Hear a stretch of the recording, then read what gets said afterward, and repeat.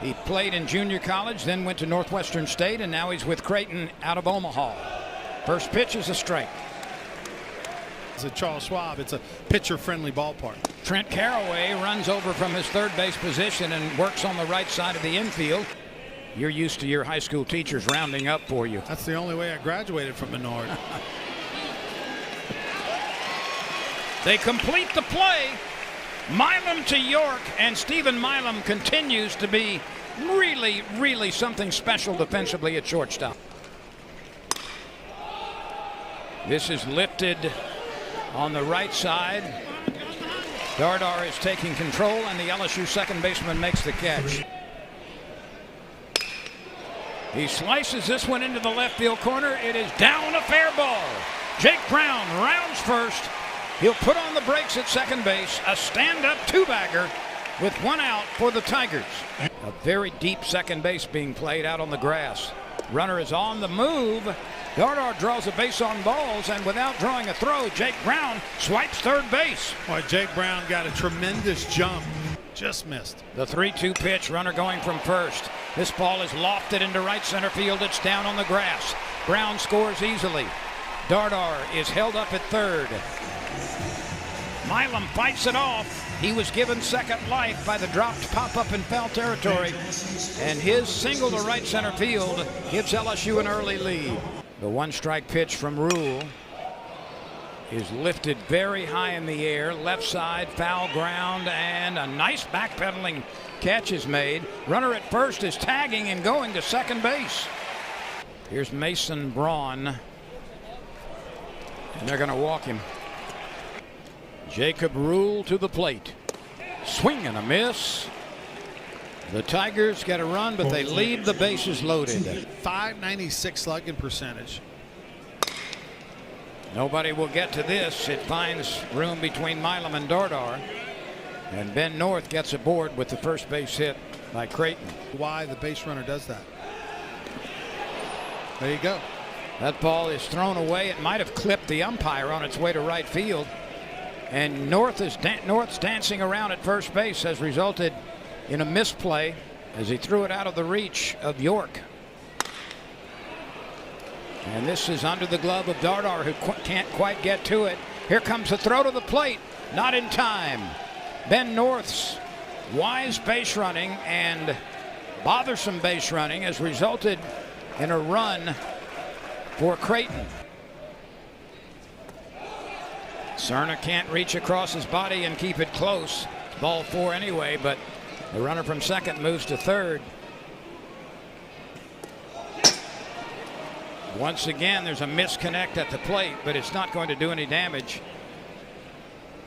He chokes up and lofts one into pretty deep center field. It's going to be deep enough. Curiel camps under it. His throw will be back to the relay man, Milam.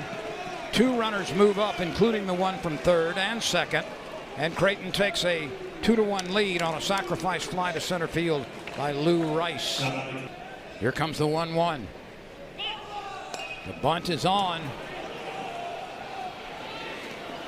and the throw is off the mark, unable to be handled by York. What should have been an out at first base turns into a run. LSU is challenging the ruling on the field of no runner's lane interference. The previous play is under review. After video review, the runner did not run legally the entire way to first base, therefore he's out. Okay, the runners must return to their bases at the time of the pitch. So they have ruled in favor of Jay Johnson and his challenge. A shot. Oh, what a play by Milam! Is there anything that he hasn't done defensively this year? That was remarkable. Absolutely remarkable. Watch this. When Milam dives all the way to his right, gives it everything he has to save a run at some point beyond the halfway point. And they're away with a very short lead. A liner going into right center field, down for a base hit. Tigers will place runners at first and third as Curiel drives Caraway to third base. And now he's going to take second as the ball gets loose on the infield. A pair right here. Oh, went after it and couldn't get it. Gardar cannot find it, and the Tigers leave 2 more. John's Red Storm. This is 11 starts. And here, of course, out of the bullpen, and the celebration began. Well, there's a base on balls. Another one. That hit him. Dead ball, and the runner will advance. Rizzi to the plate. Grounded to Milam's left, and that's through into center field, a base hit. One Blue Jay scores. Here comes another one. The throw to third is not in time.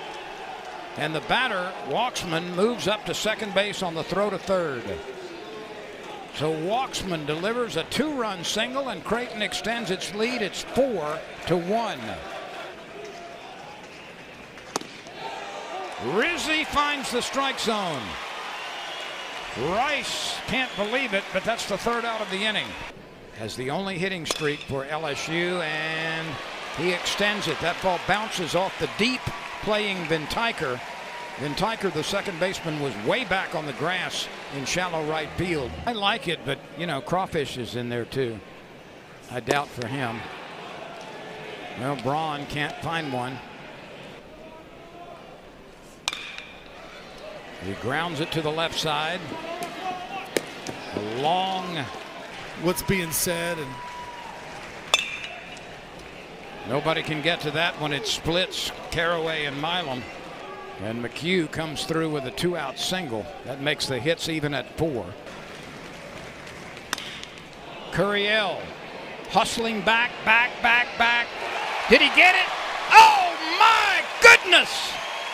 A rollover diving Superman catch by Derek Curiel, and that is standing ovation. That is standing ovation worthy. Remarkable play in center field by Derek Curiel. Jacob Rule went 1 inning as the starter. And this ball is down in center field, a leadoff single for Tanner Reeves. And that gets away. That's going to be a passed ball, I'm sure. Add to this would-be rally. The second baseman was right behind the bag. He was playing Caraway perfectly. The runner does move to third. Curiel.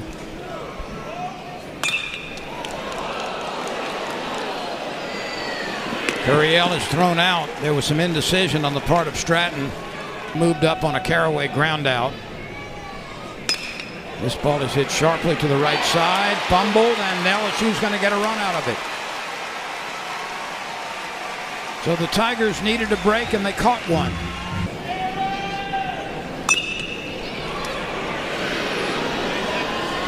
The second baseman, Ventiker, was right where he needed to be, and the inning is over on the 4-3 putout. That one got right down the middle and was spinning right there and then laced into left field. The runner made a big bluff from first base. Sheeran was not bothered by it as he works in a strike for the first out.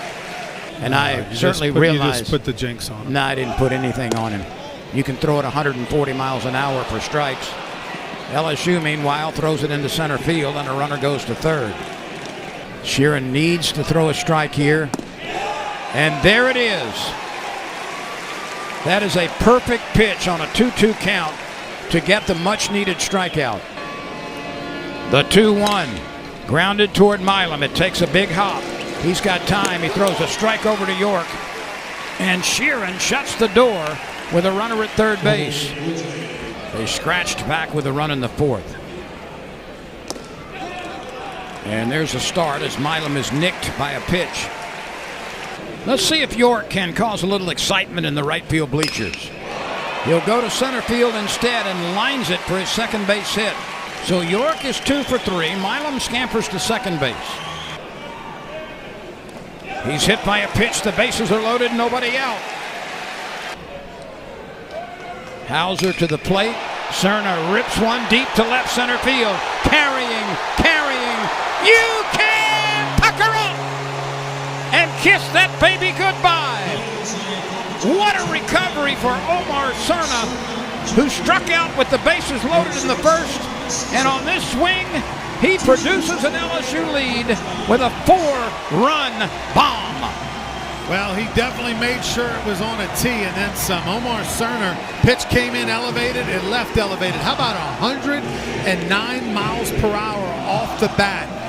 And this ball in traveled 454 feet to left center.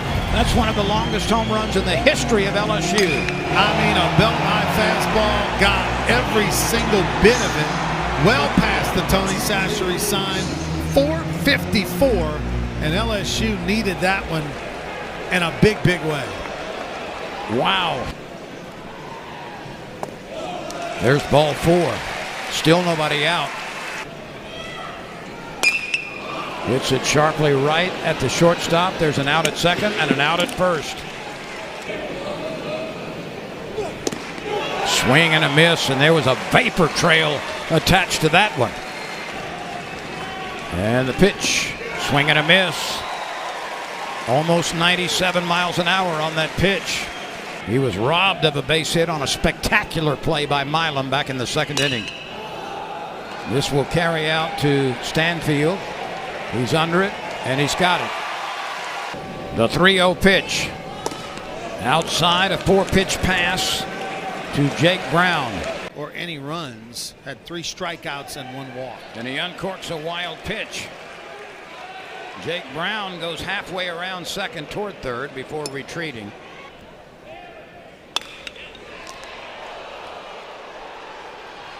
They hold on at second.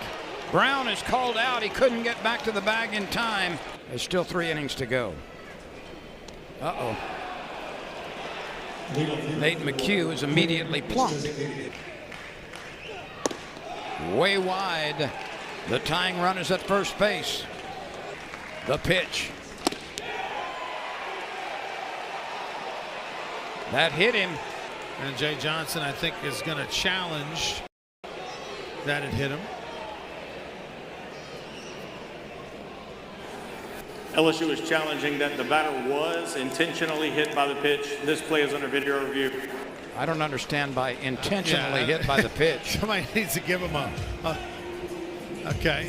So LSU is challenging that they think he leaned into the pitch intentionally, which you can't do. This may take a while. Oh, they might have put out some fresh snacks since the last challenge. Okay, let's see. Watch that left elbow. No, I don't think so. First off, did it even hit the left elbow? If you missed it, LSU softball team was a winner over Nichols tonight in Thibodaux, 12-2 the final.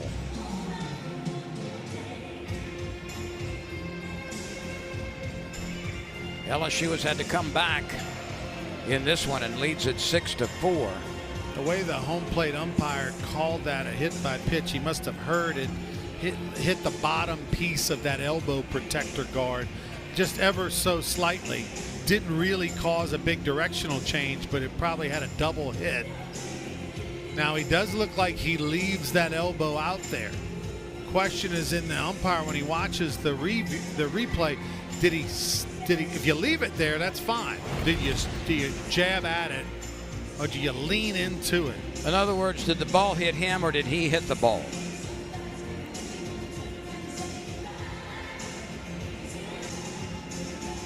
One, I don't, watching that replay, I don't see it hit the guard at all, period. After video review, the batter was intentionally hit by the pitch. The result of the play is strike 3, the batter's out. The runners will return to their bases. All right, here we go with an argument now. Okay, his verbiage is off. The batter was intentionally hit by a pitch. In flight right now. Swing and a miss. He struck him out. I'm not saying him right here and there in this moment, but I don't know why you wouldn't teach your hitter. There we go. That one definitely hit him. And he didn't lean into it, and he was trying to get out of the way of it. Second time, that's a fair ball. York chugging around second. Yaman following him to second base. York on his way to third. He slides, he's out.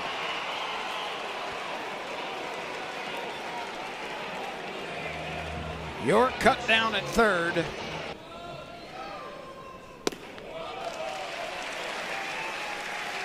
So now the most interesting moment of the night. Yeah. Stanfield swings and can't find it, and he strikes out.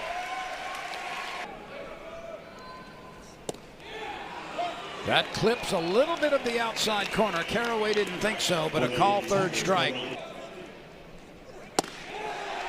A call third strike.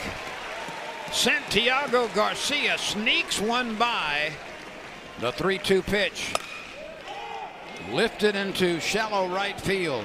Brown coming on, second baseman going out. Nobody can get to it. That's going to be a pop fly double that neither Brown nor Ruckert could make a play on. That just was in the right place at the right time.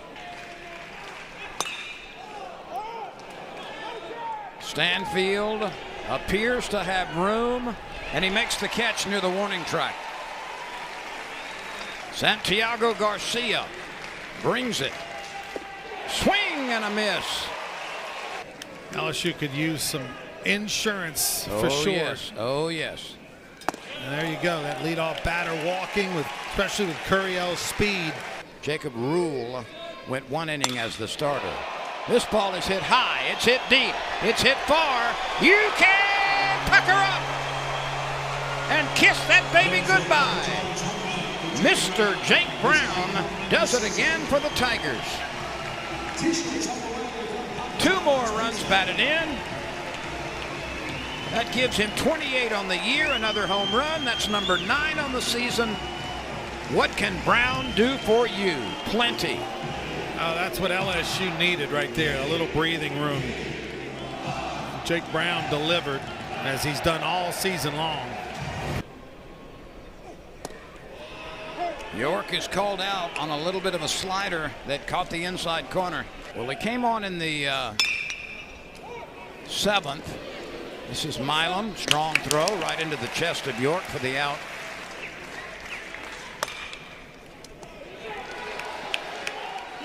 There's out number 2. A very good hitter. There's evidence, but Stanfield is calling for it in left center field, and this game is over. Sheeran is the winner. He's 1-0. Creighton the loser. He's 0-2. Garcia gets the save, his first of the year. Thanks for watching the video. If you're enjoying the college baseball content, please consider hitting that subscribe button so you don't miss any of the action. Thank you.